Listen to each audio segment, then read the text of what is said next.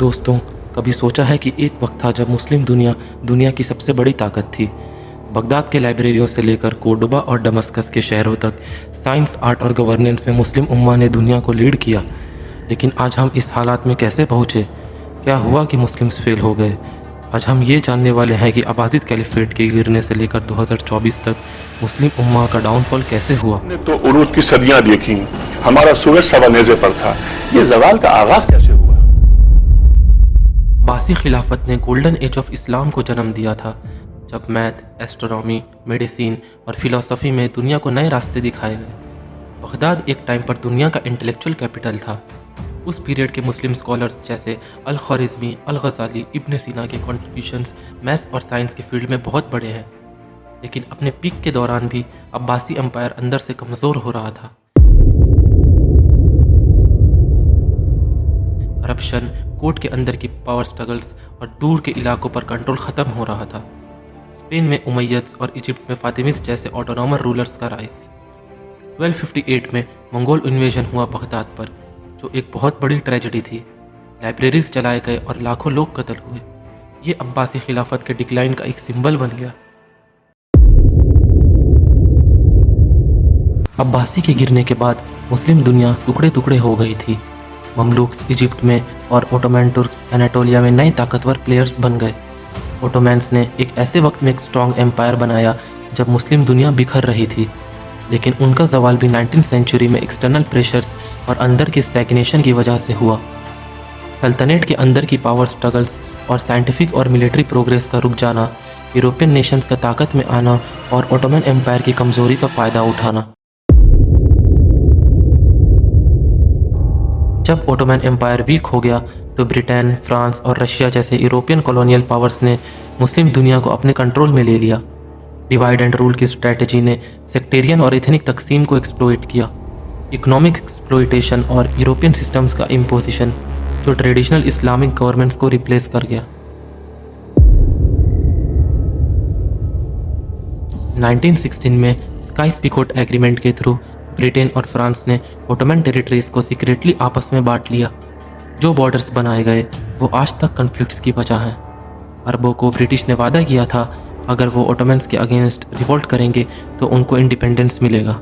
लेकिन जब रिवोल्ट ख़त्म हुआ तो उन्हें इंडिपेंडेंस की जगह कॉलोनियल रूल मिला। 1924 में मुस्तफ़ा केमल अतातुर्क ने फॉर्मली ओटोमन खिलाफत को ख़त्म कर दिया। ये इस्लामिक यूनिटी के लास्ट मेजर सिंबल का एंड था।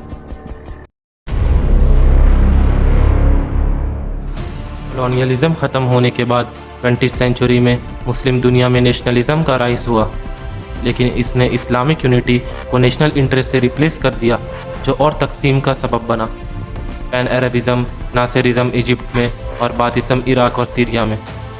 कोल्ड वॉर के दौरान कई मुस्लिम कंट्रीज सुपर पावर्स का बैटलफील्ड बन गए। यूएस और सोवियत यूनियन ने अपने इन्फ्लुएंस के लिए इन मुल्कों को यूज़ किया। वेस्टर्न इन्फ्लुएंस बहुत ज़्यादा होना भी एक कारण है। ईरान में वेस्टर्न बैक्ड मोनार्की को हटाकर एक इस्लामिक रिपब्लिक का एस्टेब्लिशमेंट किया गया, जिसमें काफ़ी खून रेजी हुई, जिसने मुस्लिम दुनिया में रिपल इफेक्ट क्रिएट किया। 1979 में सोवियत इन्वेजन और यूएस बैक्ड मुजाहिदीन के थ्रू जो स्ट्रगल हुआ, उसने बाद में तालिबान और अल-कायदा जैसे एक्सट्रीमिस्ट ग्रुप को जन्म दिया।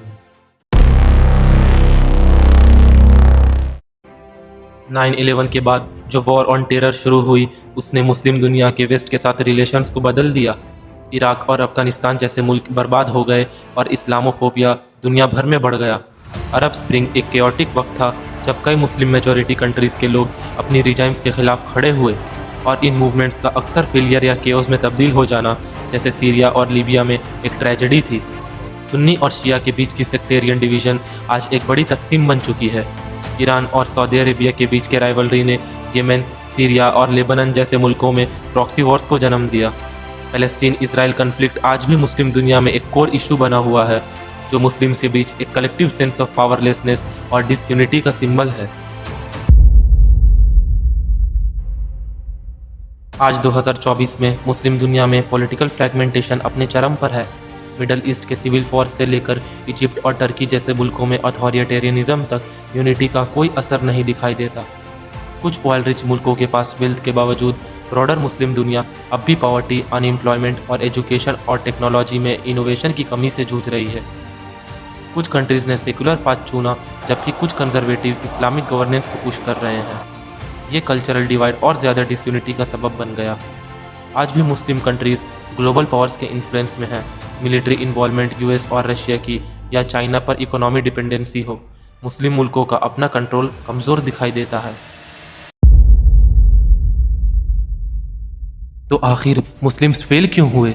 ये एक आसान सवाल नहीं है, बल्कि एक कॉम्प्लेक्स सिचुएशन है। Internal divisions, external invasions, colonialism के असर और मॉडर्न डे पॉलिटिकल करप्शन, ये सब फैक्टर्स ने मिलकर इस डाउनफॉल को शेप किया। लेकिन ये सब समझाना ज़रूरी है अगर मुस्लिम उम्मा को दोबारा खड़ा करना है। यूनिटी, एजुकेशन और जस्टिस को रिवाइवल का फाउंडेशन बनाना होगा। सॉल्यूशन ब्लेम में नहीं है, बल्कि दोबारा रीबिल्ड करने में है। जब हम गुजरा हुआ वक्त याद करते हैं तो हमें फ्यूचर को भी देखना पड़ेगा।